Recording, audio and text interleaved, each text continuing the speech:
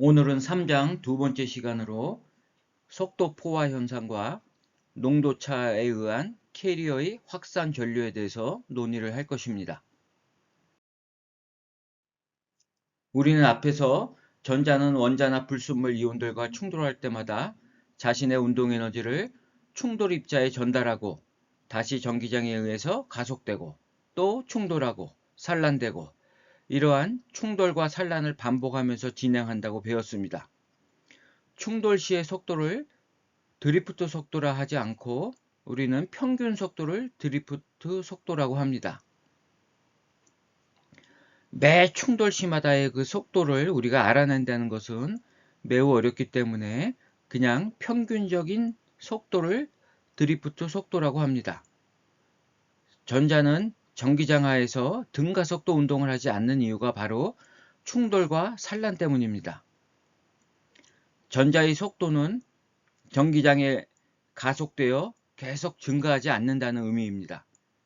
전기장 하에서 전자의 운동을 나타내는 비례상수가 바로 이동도라고 했죠. 그래서 독립변수 2, 종속변수를 드리프트 속도라고 했을 때 전기장과 속도의 선형함수에 대한 기울기가 바로 이동도가 되는 것입니다. 대략적으로 전자는 단위 센치당 3 곱하기 10의 4승 볼트에서 열 속도로 포화됩니다.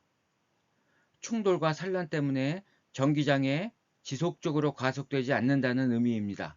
이상을 요약하면 전자는 적당한 전기에서는 전기장에 의해 속도가 선형적으로 증가하지만 강한 전기에 들어가면 이렇게 속도가 포화되는 현상을 예측할 수가 있습니다. 대략 이러한 모양의 곡선 형태를 가질 것입니다.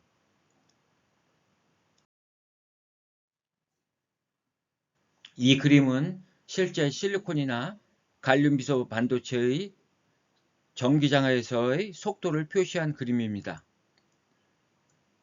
실리콘의 경우는 대략 30kV/cm 근방에서 속도 포화 현상이 발견된다는 것을 알 수가 있습니다. 요 선형 구간, 요거는 속도가 증가되는 구간입니다.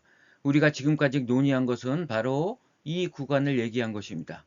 여기에서는 드리프트 속도는 전기장에 비례하며 그때 그 비례의 상수를 우리는 전자의 이동도라고 얘기를 하였습니다. 그런데 일렉트릭 필드가 아주 강해지면 이렇게 속도가 포화된다는 것을 알 수가 있습니다. 이것은 앞에서 설명한 충돌과 산란 때문에 이러한 현상이 일어나는 것입니다. 갈륨비소 같은 경우는 아주 특이한 현상이 발견되는데요. 속도가 증가하다가 바로 포화되는 것이 아니고 다시 속도가 감소합니다. 감소하다가 쭉 가다가 다시 포화되는 것을 알 수가 있는데요. 갈륨비소에 대해서는 뒤에서 다시 얘기를 하고요. 먼저 여기서 실리콘에 대해서 논의를 좀 해보겠습니다. 지금까지 논의한 것은 이 선형 구간인데요. 지금 이렇게 포화가 된다는 것을 우리가 알 수가 있습니다. 그래서 이러한 전기장과 드리프트 속도에 대한 새로운 수식을 만들어낸 것이 바로 이 식입니다. 이 식은 실험적 결과로부터 만들어낸 수학적 표현식입니다. 실험적 결과와 잘 맞습니다. 이 식의 유도 과정에 대해서는 여러분들 굳이 집착할 필요는 없고요. 중요한 것은 이러한 속도 포화 현상이 일어난다는 사실을 꼭 기억해야 됩니다. 이러한 속도 포화는 트랜지스터 입장에서 보면 별로 바람직하지 못합니다. 왜냐하면 전압을 증가시켜도 전류가 증가하지 않는다는 것이기 때문입니다. 속도가 그대로 그냥 일정하게 유지된다는 것입니다. 여러분들 한번 생각해 보세요. 요즘 모스펫 채널 길이가 수 나노미터까지 아주 작아졌습니다. 그래서 실제 트랜지스터에 걸리는 단위 센치당 전압이 매우 커서 모두 속도 포화 현상이 발생합니다. 이러한 속도 포화를 배우는 이유가 바로 여기에 있는 것입니다. 만약에 우리가 이러한 속도 포화 현상을 억제하려면 어떻게 하면 될 것 같습니까? 가령 채널의 길이를 전자의 평균 자유 행정과 비슷하게 아주 짧게 제작한다면 속도 포화 현상은 많이 억제될 것입니다. 그러나 그렇게 채널이 짧아지면 숏 채널이 되면서 다른 부수적인 현상이 발생하므로 이것은 그렇게 쉬운 일이 아닙니다. 이러한 내용에 대해서는 우리 9장 모습에 대해서 다시 자세히 논의할 것이니 여기서는 속도 포화 현상이 존재한다는 사실만 기억해 주기 바라겠습니다.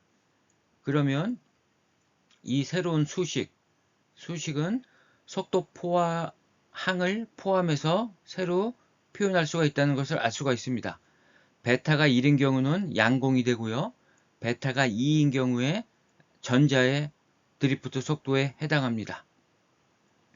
여기서 일렉트릭 필드가 만약에 굉장히 크다, 이 구역에 들어간다 그러면 속도는 그대로 V 세츄레이션 속도로 근사시킬 수가 있을 것입니다.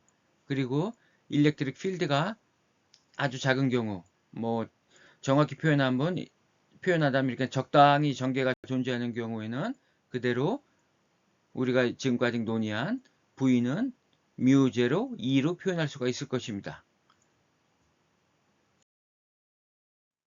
이 식이 그것을 얘기해 주는 식인데요.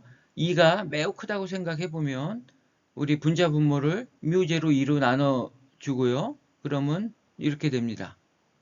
루트 항으로 들어가기 때문에 이 제곱이 되죠. 그래서 요 1은 이렇게 되고요. 그 다음에 요거는 약분이 되죠. 약분이 돼서 이렇게 됩니다. 그래서 2가 매우 크니까 이 항은 0으로 접근합니다. 그래서 이렇게 표현할 수 있고요. 루트하고 이 제곱이 없어지니까 V셋분의 1분의 1이 되니까 그대로 V셋이 됩니다. 양공의 드리프트 속도도 마찬가지가 됩니다. 그럼 2가 적당한 경우에는 이 항이 요게 굉장히 작은 경우에 되겠죠. V셋보다 이게 매우 작습니다. 그래서 이 항이 그냥 그대로 0이 됩니다. 그래서 그냥 μ0, 2로 표현할 수가 있다는 것입니다. 양공도 동일하게 생각할 수가 있습니다. 그래서 새로운 이 속도 포화 이론에 의하면 이렇게 선형 구간과 속도 포화 구간에서의 드리프트 속도가 서로 다르다는 것을 여러분들은 꼭 기억해 주기 바라고요.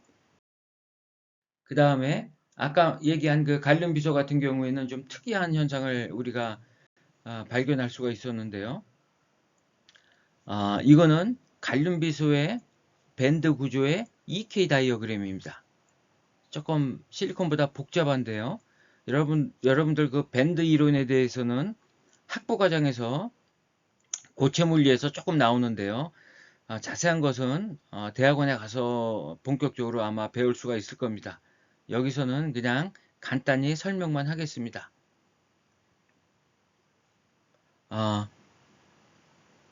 갈륨비소는 직접 천이형입니다. 그래서 동일한 K축상의 컨덕션 밴드의 가장 낮은 점과 밸런스 밴드의 가장 높은 점이 존재합니다.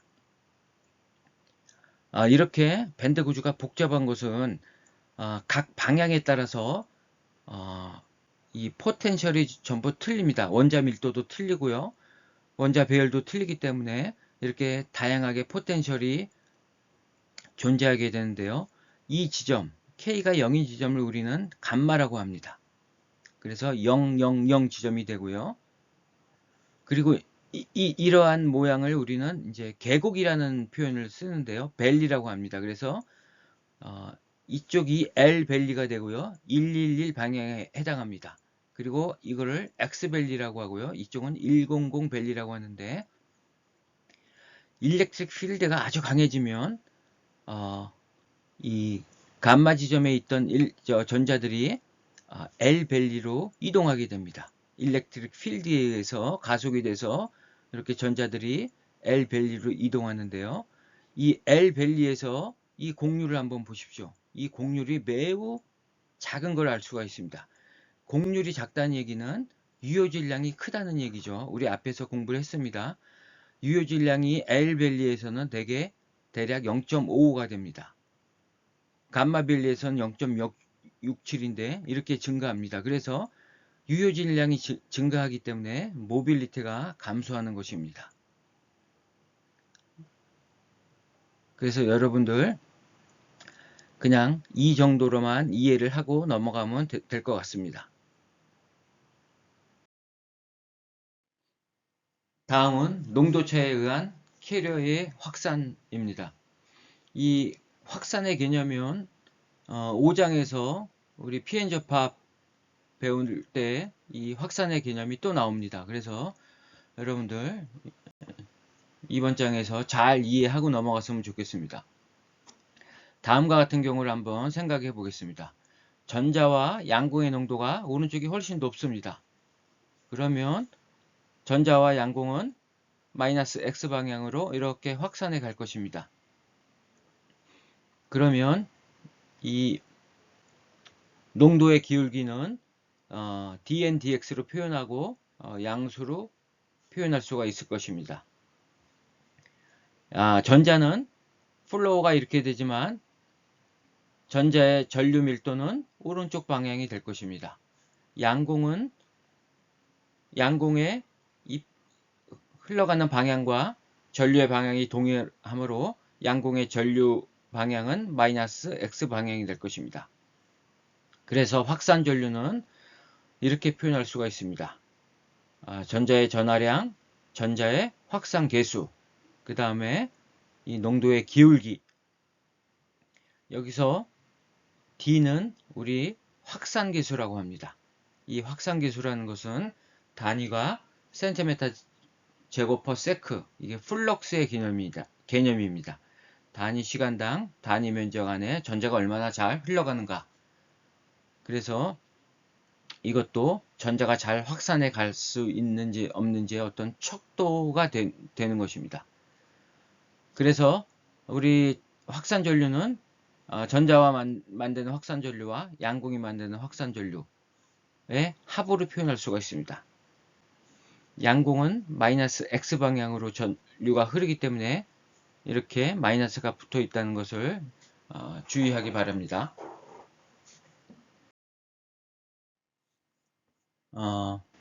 앞의 경우를 에너지 밴드 다이어그램으로 표시한 겁니다. 오른쪽이 더 전자가 농도가 높았죠. 그래서 오른쪽의 페르미 준위는 더 컨덕션 밴드에 가깝게 존재합니다. 그리고 왼쪽은 전자 농도가 낮기 때문에 컨덕션 밴드로부터 더 이렇게 멀어져 갑니다. 그래서 에너지 밴드는 이렇게 오른쪽으로 내려가는 기울기를 갖는 에너지 밴드가 형성이 됐고요. 이렇게 에너지 밴드가 형성이 이렇게 기울어져 있다는 얘기는 일렉트릭 필드가 존재한다는 얘기입니다. 그래서 우리는 여기서 이러한 일렉트릭 필드가 어떻게 되는지 한번 구해볼 것입니다. 에너지 밴드 다이어그램은 전자의 위치 에너지를 표시한 거라고 했죠. 그런데 그 전자의 위치 에너지는 전위하고 마이너스가 붙습니다. 반대의 개념이죠. 전자의 위치 에너지가 높은 쪽이 전위가 낮았죠. 그래서 이렇게 쓸 수가 있습니다. 그래서 전이라는 것은 Q분의 1에 EF-EFI 이렇게 쓸 수가 있습니다. 여러분들 이거 이해가 갑니까? 이거 이해를 하셔야 됩니다. 그 다음에 전기장은 전위와 이런 관계가 있다는 것도 여러분들 앞에서 살짝 다뤘는데 이것도 여러분들 꼭 이해를 해야 됩니다. 이 식도 앞으로 굉장히 많이 사용합니다. 마이너스 dV dx가 된다는 것입니다. 그래서 이 V를 미분을 하면 이렇게 되는데요. 왜 이렇게 될까요? 페르미 준위는 상수입니다. 일정하니까 이걸 미분하면 제로가 되고요. 진성 페르미 준위는 이렇게 경사를 갖습니다. 이게 바로 변수가 된다는 겁니다. 그래서 이거는 x에 따라 일정한 값이 변하기 때문에 dfi, dx로 이렇게 쓸 수가 있습니다. 그래서 마이너스가 없어져서 q분의 1에 dfi, dx 이렇게 쓸 수가 있고요. 우리 또 전자 농도를 배웠습니다. 앞에서. 그래서 진성 캐리어 농도와 진성 페르미 준위로 이렇게 표현할 수가 있고요. 여기서 EF-EFI는 로그 함수로 표현할 수 있고, 여기서 dfi, dx를 구해보면 우리 자연 로그 함수 미분법은 이렇게 되죠. 그래서 이것을 미분하면 이렇게 됩니다. 그래서 이 식을 여기다 대입하면 EX의 값이 구해질 수 있는데요. 계산해보면 이렇게 나옵니다. 마이너스 Q분의 KT에 ND분의 1 그리고 DN, DX 여기 BI라고 표시한 것은 빌트인 일렉트릭 필드라고 해서 이 전기장은 우리가 외부에서 인가한 것이 아니라 이런 농도차 때문에 생기는 확산에 의해서 생긴 내부 전개라고 하는 것입니다. 여러분들 이거는 외부에서 인가한 전기장이 아니라는 것을 꼭 기억하기 바라겠습니다. 그래서 이렇게 불균일 도핑하는 경우에는 밴드 다이어그램이 이렇게 경사를 갖고 일렉트릭 필드가 형성이 된다는 것을 우리는 이 식으로부터 알 수가 있습니다. 실제 문제를 한번 풀어보겠습니다. 이렇게 그림과 같이 주어졌을 때 x = 0인 지점에서의 전개 그리고 전자의 확산 전류 밀도를 구해보라는 문제입니다. 자, x = 0 지점에서 전자 농도는 7 곱하기 10의 16승이고요. 전자는 이렇게 오른쪽으로 확산해 갈 것입니다. 그러면 전류 밀도는 마이너스 x 방향으로 형성이 될 거고요.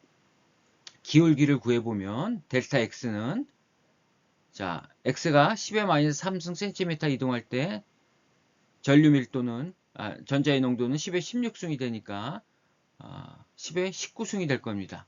부호와 단위의 주의를 하기 바랍니다. 기울기가 마이너스니까 마이너스가 붙는 거고요. 요 단위는 10의 마이너스 cm 마이너스 4승이 됩니다. 그래서 우리는 이 1차 함수를 이렇게 표현할 수가 있습니다. 그래서 이거를 x에 대해서 미분하면 이렇게 되고요. 단위는 cm 마이너스 4승이 됩니다. 그래서 전류 밀도 구하는 식에 대입을 하면 확산계수, 전자의 전하량, 그 다음에 dn, dx 그래서 마이너스 40 암페어 퍼 센티미터 제곱 전자의 전류의 방향은 마이너스 x 방향이기 때문에 여기 이렇게 마이너스가 붙어 있는 걸 알 수가 있습니다. 그 다음에 x = 0 지점에서의 일렉트릭 필드는 우리가 아까 구한 요 식에다가 대입하면 됩니다. 그래서 0.0259 그 다음에 요거를 대입하면 이렇게 되겠죠. x에다 0을 대입하면 이렇게 됩니다. 그래서 최종적으로 x = 0인 지점에서는 25.9V per cm 이걸 보면 우리 확산에 의해서 생기는 전류 성분도 꽤 크다는 걸 알 수가 있고요. 일렉트릭 필드도 매우 강하다는 것을 알 수가 있습니다. 그 다음에 내부 전개가 형성되는 원리에 대해서 설명을 해보겠습니다. 이건 매우 중요한 개념이니까 여러분들 이거를 반드시 이해를 해야 됩니다. 자, 이렇게 도너 이온들이 있습니다. 전자들이 오른쪽으로 이렇게 확산해 간다고 한번 가정을 해봅시다. 그러면 도너 원자들은 이온화돼서 플러스 고정 전하로 작용을 할 겁니다. 그렇게 되면 왼쪽에는 플러스 전하들이 존재하게 되고 오른쪽에는 전자들, 즉 마이너스 전자들이 분포하게 됩니다. 그래서 플러스 마이너스 이러한 것들이 일렉트릭 필드를 형성시킵니다. 그래서 그것을 EBI라 하고 빌트인 일렉트릭 필드라고 합니다. 그런데 이 일렉트릭 필드의 방향이 전자의 확산 방향과 같습니다. 재밌죠? 확산 방향과 같습니다. 그래서 이러한 일렉트릭 필드 하에서 전자가 받는 힘은 마이너스 Q2가 되기 때문에 이쪽 방향으로 작용합니다. 그래서 전자가 이렇게 확산해 가다가 전자는 이 힘을 받기 때문에 확산을 멈춥니다. 그래서 열평형 상태에서 전자가 확산해 가지만 전류 성분이 만들어지지 않습니다. 왜냐하면 확산이 멈추기 때문입니다. 그럼 그 확산이 어느 정도 거리만큼 확산해 갈까요? 그건 나중에 배우겠지만 확산거리는 이렇게 표현합니다. 전자의 확산계수와 전자의 수명, 전자가 죽을 때까지 이동하겠죠. 그 죽는다는 것은 어떤 의미죠? 바로 양극과 결합해서 소멸할 때까지, 그것이 전자의 수명이 됩니다. 그래서 전자가 살아있는 동안까지 확산한 거리가 이렇게 되는 겁니다. 여러분들 이 내부 전기가 형성되는 원리 이제 이해를 하셨을 겁니다. 이게 매우 중요한 것이니까 여러분들 꼭 이해를 하셔야 됩니다. 그러면 이제 반도체의 총 전류 밀도는 드리프트 전류와 확산 전류의 합으로 표시할 수 있고, 전자, 양공 나눠서 생각하면 이렇게 됩니다. 그래서 최종적으로 확산 전류와 드리프트 전류가 만들어내는 전류는 이렇게 되고요. 우리가 열평형 상태를 생각을 해봅시다. 서멀 이퀴브리엄 상태에서는 전류의 흐름이 없기 때문에 이것이 0이 될 것입니다. 이것이 0이 된다는 것은 각광이 0이 되는 것이고, 먼저 전자에 대해서 살펴보겠습니다. 이것이 0이 되는데 우리 앞에서 E라는 것은 Q분의 KT의 N분의 1의 dNdx 이렇게 배웠죠. 그리고 열평형 상태에서의 전자 농도는 특별히 N0로 표현합니다. 그래서 이 값이 0이 되는 것입니다. 그래서 dNdx 이렇게 없어지고요. QQ 없어지고 N0, N0 없어지면 최종적으로 이렇게 남습니다. 다시 dn을 이쪽으로 넘기면 전자의 이동도분의 전자의 확산계수는 Q분의 KT, 즉 상수, 일정한 값을 갖습니다. 이러한 관계식을 아인슈타인 관계식이라고 합니다. 이거는 열평형 상태에서만 성립하는 관계식이고요. 확산계수와 이동도는 그 이동도의 B는 항상 일정한 값을 갖는다는 것입니다. 그래서 서로 독립적이지 않는다는 얘기입니다. 그래서 전자의 확산계수가 커지면 전자의 이동도도 커지고, 확산계수가 작아지면 이동도도 작아진다는 것입니다. 마지막으로 이 테이블은 전자의 이동도와 전자의 확산계수, 양공의 이동도와 확산계수를 표시한 것인데요. 이동도는 일렉트릭 필드하에서 전자가 움직이는 것입니다. 그래서 확산계수보다 되게 크게 나왔죠. 확산계수는 농도 때문에 일어나는 현상입니다. 농도차 때문에. 그래서 농도차보다 이동도가 대략 한 40배 정도 큼을 알 수가 있습니다. 이러한 것도 우리 반도체가 갖는 고유한 특성이자 물성입니다. 여러분들 이러한 것들을 잘 이해하시고 준비를 하셔야 될 겁니다. 이제 이것으로 3장 강의를 마치도록 하고요. 다음 시간 4장부터는 이제 중요한 비평형 상태의 반도체에 대해서 배우도록 하겠습니다. 이것으로 강의를 마치도록 하겠습니다.